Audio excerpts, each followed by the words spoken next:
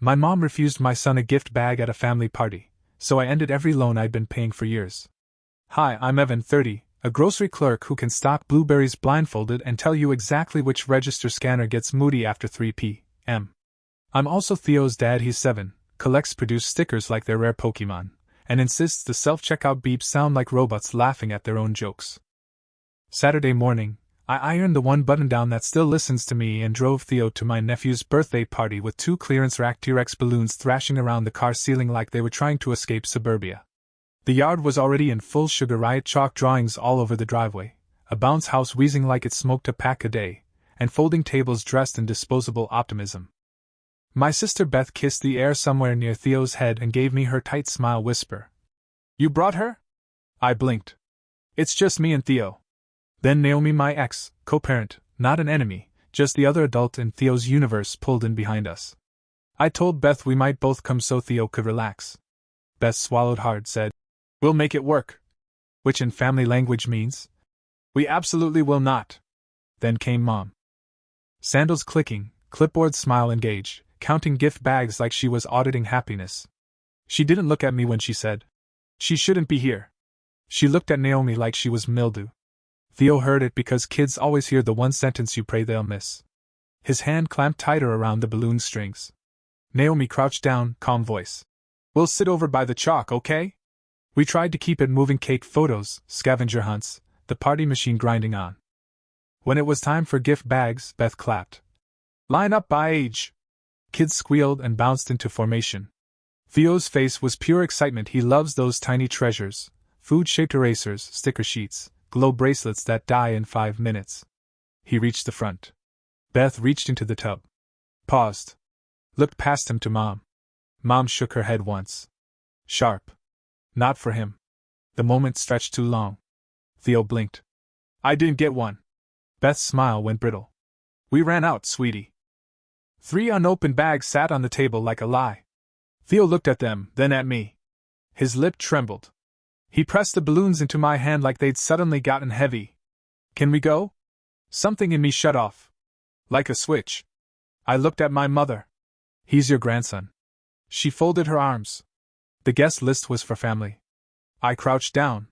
"Yeah, bud. We're done." We walked out past the bounce house wheezing behind us, the T-Rex balloons bumping against my ear like they were trying to apologize. Naomi caught up at the sidewalk, eyes soft and furious. "Text me later? I'll bring him over after the movie." I nodded because words were too expensive right then. In the car, Theo watched the balloons float against the roof. Did I do something wrong? I told him the truth. "No, kiddo. Grown-ups can be wrong." He nodded like he wanted to believe me but needed proof. I promised hot chocolate and the park. He sniffed brave. "Okay." Back home, he lined the balloons against the wall and wiped his face with his sleeve like a tiny mechanic. Naomi slipped out quietly, giving me the kind of look that says, "Are you okay?" I wasn't. Not yet. The house was too quiet after Theo fell asleep. The kind of quiet that hums in the walls.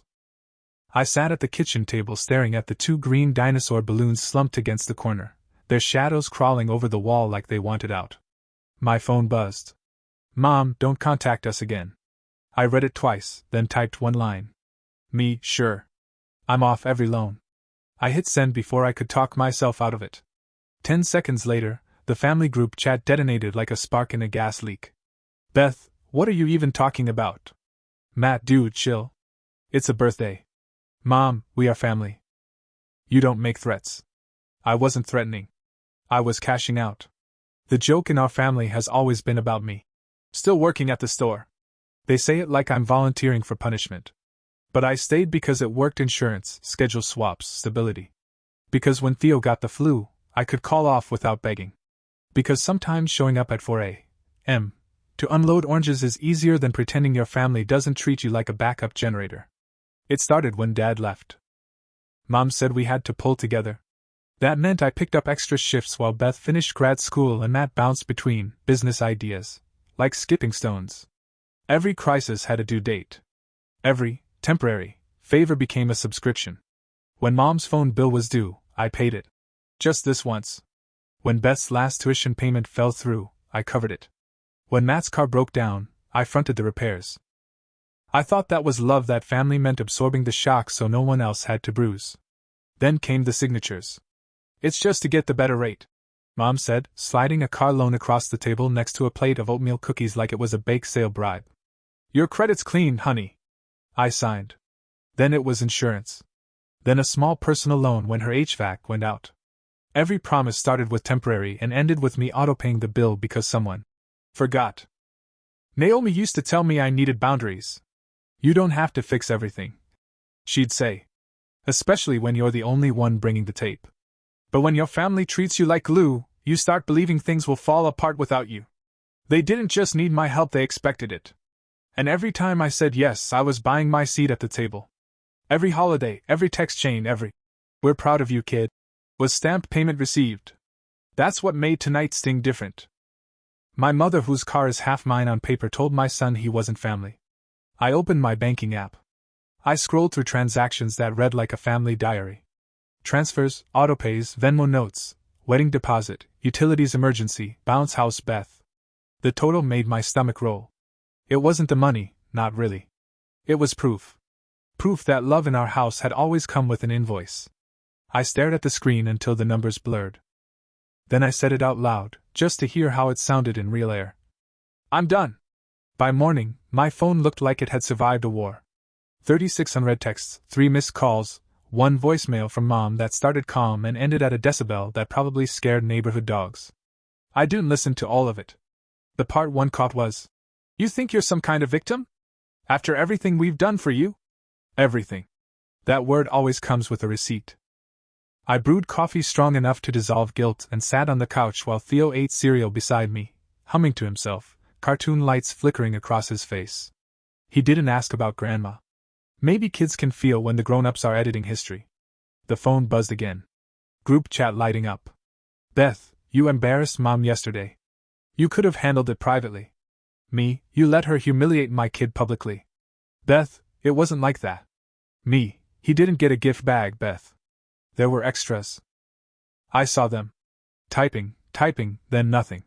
Matt, you going nuclear over party favors? Me, I'm going nuclear over respect. I screenshotted the autopay screen and sent it to the thread. Me, $175 auto transfer every month for Mom's car. I'm stopping it tonight. That's when the explosion really hit. Mom, you will not tank my credit. You're being dramatic. Me, you can refinance in your name. I'll even help make the call. Mom, after everything I did while you stocked shelves? I laughed out loud, half shock, half grief. That line, that exact tone, was the sound of 30 years of emotional blackmail condensed into one sentence.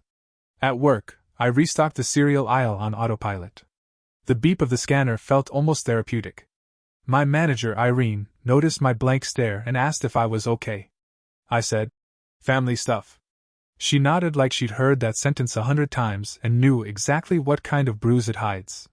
During lunch break, Naomi texted. Naomi, Theo told me what happened. I'm sorry. You okay? Me, getting there. Naomi, your mom texted me too. Something about stability. Me, of course she did. I told her about the chat, the car, the loans, the years of quiet bleeding.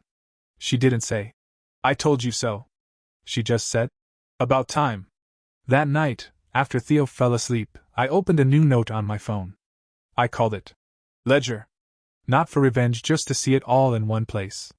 March, $300 dentist for Mom. April, $90 utilities. Emergency. May, $500 mat. Car note or tow. July, $175 auto car payment. September, $220 bounce house. I kept scrolling, typing, adding. It read like a diary written in numbers. Every entry was a little piece of me trying to buy belonging. I sat back and stared at the list until my eyes burned. Then I whispered to the room. No more. It didn't sound angry. It sounded steady. Like a promise I might actually keep this time. The next morning, the group chat was still on fire. Overnight it had mutated into long messages, screenshots, side texts, my family's favorite sport, outrage with no referee. Mom led with her signature guilt serve, you chose to help. No one forced you. I typed back slow. True. And now I'm choosing to stop. Silence for 10 minutes. Then Beth, you're scaring Mom. Me, she scared my son. Matt, you're making a scene over a party. Me, you made a scene over rent I covered 3 times. That shut him up for a bit. Naomi called on her lunch break. You sure you want all this smoke? She asked between bites of a granola bar. I don't want smoke, I said. I want oxygen. She laughed low and honest. You might actually mean that this time. I did. I was still terrified, but I meant it. That night, I called the lender for Mom's car loan. The rep put me on hold, then came back with the politest reality check in the English language. As co-signer, you remain liable until the balance is paid or refinanced. Translation: I could stop paying, but my credit might take a bullet before hers did. I hung up and sat in the dark kitchen with a notebook. The dinosaur balloons had drifted to the ceiling corner, wrinkled but stubbornly afloat. I whispered, We're not going down for this, boys. Then I started making calls. Utilities. Cancelled. Insurance autopay. Disabled. Car loan still trapped, but the automatic draft? Stopped. Each confirmation email felt like a small exhale, like a weight sliding off my spine, one notification at a time. 2 days later, Mom called the store. I got paged mid-shift like there was a spill in aisle 3. I picked up behind the lottery counter. Evan, your name is still on the car. I know. You're tanking my life. No, I'm returning your responsibility. She sucked in air like a straw. You ungrateful little man. I'm a father, I said. That's the job I'm doing now. She hung up. The dial tone hummed in my ear like applause. After work, I found Theo at Naomi's place, showing her how to make paper dinosaurs. He looked up, beaming. Grandma called? Yeah, I said. We'll see what happens. Is she still mad? Maybe, I said. But we're okay. That night, I added a new line to my list. October, $0 because I stopped paying for permission to exist. It didn't feel defiant. It felt peaceful. Then, around 10 p.m., my phone buzzed again. Matt, bro, they're saying you tanked the family chat. Me, good. Maybe now it's quiet enough to think. For the first time in years, my phone stayed silent on a Sunday. No. Can you spot me till Friday? No. Quick favor, just this once. I woke up before Theo, made pancakes that looked like weird cartoon faces, and realized I wasn't bracing for a new emergency. It felt foreign, like the house was missing a background hum. Around noon, Beth posted photos from the party: cupcake wrappers, leftover balloons, her kid asleep on the couch. Caption: perfect day. I muted her story before the words could splinter me. I wasn't angry, not exactly. Just tired in a clean way. Like after scrubbing something for too long and finally setting the sponge down. That evening, Matt called. They took the car, he said. Because of you. They took it because of missed payments, Matt. You could have covered 1 more month. You could have paid 1. I said, and hung up before he could find a different villain. It wasn't revenge. It was gravity. Things fall when you stop holding them up. Monday at work, Irene waved me over by the cereal aisle. You look like you finally slept, she said. I said no to my family. Her eyebrows almost escaped her face. Good. About time. I stocked boxes of Cheerios like they were trophies. Every beep of the scanner was a tiny yes to myself. Later that day, Naomi texted a picture of Theo at her place grinning, Lego in each hand. He's fine, she wrote. I smiled at my phone, the kind of smile that comes with breathing. That night, I wrote a new list just for me and Theo. Pay rent. Buy oranges for tomorrow's shift. Read the dinosaur book again. Transfer $50 to Joy account. I taped it to the fridge right next to the old one labeled Bills for Mom. That one's blank now. I keep it there as a reminder. You can retire from being everyone's safety net and still have a life. 2 days later, Mom sent Naomi a long text that began, I worry about Theo's stability, and ended with, we need to discuss what's appropriate. Naomi forwarded it with one word, wow. Don't answer, I told her. Not yet. Mom still hadn't messaged me directly, but that silence had a shape. A hollow one. I half expected her to show up at the store, or call pretending it was about something neutral like the weather. She didn't. Maybe for the first time, she was sitting in her own consequences. That night, Theo crawled into my lap before bed. Are we still family? He asked. I said the truest thing I could think of. Yeah, buddy. Just a smaller, kinder version. He nodded, satisfied, and fell asleep holding one of the deflated T-Rex balloons like it was proof. 2 weeks passed, and the sky didn't fall. Bills got paid. Lights stayed on. My mother didn't explode into a voicemail monologue. The car didn't vanish from her driveway. The world just kept moving without my money propping it up. Beth texted one evening a photo of Theo playing with his cousin at her place. No caption, no emojis, no performative heart. Just him, smiling, Lego tower halfway to collapse. I stared at it longer than I meant to. It wasn't forgiveness, not yet, but it looked like a door cracked open. Matt sent a voice message 3 days later. I got a temp gig. Warehouse nights. Not ideal, but yeah. Then a quick, thanks for nothing. Like he needed the last jab to stay familiar. I still texted back. Good. I meant it. I'd stopped waiting for apologies. The quiet was better than any speech they might have delivered just to fix optics. At work, Irene pulled me aside near the frozen section. Management noticed your order reports, she said. Want to train on the inventory system? Comes with $1 raise. My throat did that stupid wobble thing. Yeah. I'd like that. She smiled. Knew you would. After my shift, I took Theo to the park. He climbed the jungle gym, yelled my name just to make sure I was watching. I see you, bud, I called. His grin stretched wide enough to erase a week. When we got home, he taped the wrinkled dinosaur balloons to his wall. They were half deflated, sad-looking things, but he said, they're still here. They just look different. Yeah, I said. That's how some things are. That night, as he slept, I wrote a letter to my mother. Not a text. Not a manifesto. Just a letter ink paper, no undo button. Mom, I love you. You are Theo's grandmother. You heard him. I won't put him or me in that position again. If you want to be in our lives, apologize to him and to Naomi, and treat us like family in both words and actions. I'm not paying your bills. If you need help refinancing the car, I'll send you the number. That's all. Evan. I sealed it before I could soften it. She hasn't answered yet. That's data too. And weirdly, that data felt like peace. Weeks drifted by like dust motes in sunlight. I'd expected some big backlash, a letter, a tantrum, a cousin dragged in as mediator, but nothing came. Just quiet. Even the group chat stayed dark. Maybe they'd finally learned what no sounded like when it didn't come with an apology attached. I started noticing the small stuff that used to blur together. The smell of oranges when I unloaded crates, the soft clatter of Theo's shoes when he ran into my arms after school, the way Naomi laughed when he told her a joke that made no sense. Life was still modest, still work-heavy, but it fit. Payday Fridays became ritual. I'd split my check, swipe $50 into the joy envelope, then let Theo decide what to do with it.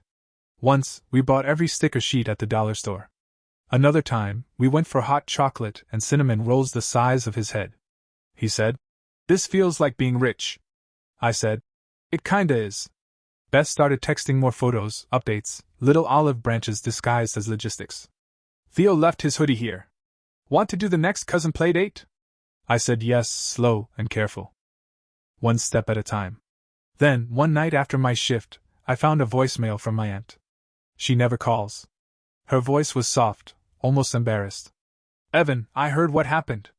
For what it's worth, I saw the list on the table before Beth grabbed it. I'm sorry. I sat in the break room holding a plastic fork like a microphone and said, "Thank you," to no one. It's strange the hunger that comes after validation. I hadn't realized how much I needed someone in that family to say, "You're not crazy." Mom still hadn't replied to my letter, but I stopped checking the mailbox every day. Maybe she was thinking. Maybe she wasn't. Either way, I'd made peace with the waiting. Theo's balloons were almost flat now, their plastic faces wrinkled into tired smiles. He wouldn't let me throw them away. "They're my dinosaurs," he said. "They're just sleepy." Sometimes at night, the shadows they cast looked like a pair of wings over his bed. I stood in the doorway, arms crossed, watching him sleep. For the first time in a long time, I didn't feel like I owed anyone anything. Just me. Just him. Just enough. Mom's letter arrived on a Tuesday, in her tidy script that used to label every Tupperware in the fridge. 2 sentences. Your aunt says I was harsh. I'll think about what you said. No apology. No mention of Theo. But it wasn't the usual grenade either. I read it twice, folded it back into the envelope, and set it on the counter next to the stack of bills that actually belonged to me. For the first time, that stack looked like freedom. At work that week, Irene showed me how to use the new order system. "You're good at this," she said. "You ever think about moving up?" I shrugged. "I used to think up meant away," I said. "Now I think it just means solid." She smiled. "That's grown man talk right there." I came home that night to Theo's spread on the floor, dinosaur books open like maps, crayons everywhere. "We're making a museum," he said. Each drawing got its own label: T-Rex, Brontosaurus, Dad's car. I laughed. "That one's extinct too, huh?" He grinned without looking up. "You don't need it anymore." Out of the mouths of children, right? Beth started sending small things, a picture of a hand-drawn thank you from her son to Theo, a text that said "You were right." About Mom. I didn't gloat. I just said thanks. There's a weird dignity in not needing to win. Matt stayed quiet for a while, then messaged late one night. "Car's gone. Job's fine. Figuring stuff out." That was his way of waving a white flag. I sent back, "Good. Keep going." He left me on read, but that's progress in our language. One Saturday, I took Theo to the soccer field behind the park. It wasn't fancy mud patches, crooked goalposts, a vendor selling hot chocolate out of a cooler, but it was ours. He ran like his sneakers were rocket engines, laughing so hard he hiccuped. Naomi showed up halfway through, clapping from the sideline. It wasn't awkward, just easy. Afterward, we sat on the grass while Theo kicked pebbles into goal. Naomi handed me a coffee. "You're different," she said. "Lighter." "I stopped paying for permission to exist," I said. She smirked. "That'll do it." That night, after Theo fell asleep, I cleaned out a drawer, the one with all the family paperwork. Loan agreements, statements, old messages printed for records. I read a few lines, then tore them in half. Each rip sounded like air coming back into the room. When I finished, the drawer was almost empty except for a single folded sheet, the letter I sent Mom. I kept it. Not as proof. As boundary. Then I made myself a drink, sat at the kitchen table, and did something small but revolutionary: balanced my own checkbook. The math wasn't glamorous, but it was honest. I wasn't rich, but every number was mine. My phone buzzed once. A message from Mom. "Thinking about Theo. How's school?" Not an apology, but a direction. I wrote back, "He's good. He's happy." I didn't invite more.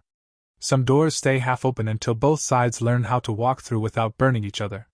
On the fridge, 2 lists hang side by side. The old one: Mom's bills, Beth's emergencies, Matt's rent. Blank now. The new one: pay rent. Buy oranges. Read dinosaur book. Transfer $50 to Joy. Call lender next month. Simple. Ordinary. Mine. Sometimes, when I lock up at night, I still think about that birthday.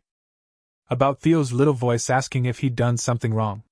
I thought the hardest part of cutting family ties would be the silence. Turns out, it's the peace that's hardest to get used to. The balloons on Theo's wall are almost paper thin now, wrinkled and grayish, but he won't take them down. "They look different," he says, "but they're still here." I run a hand over his hair and say, "Yeah, that's how love works.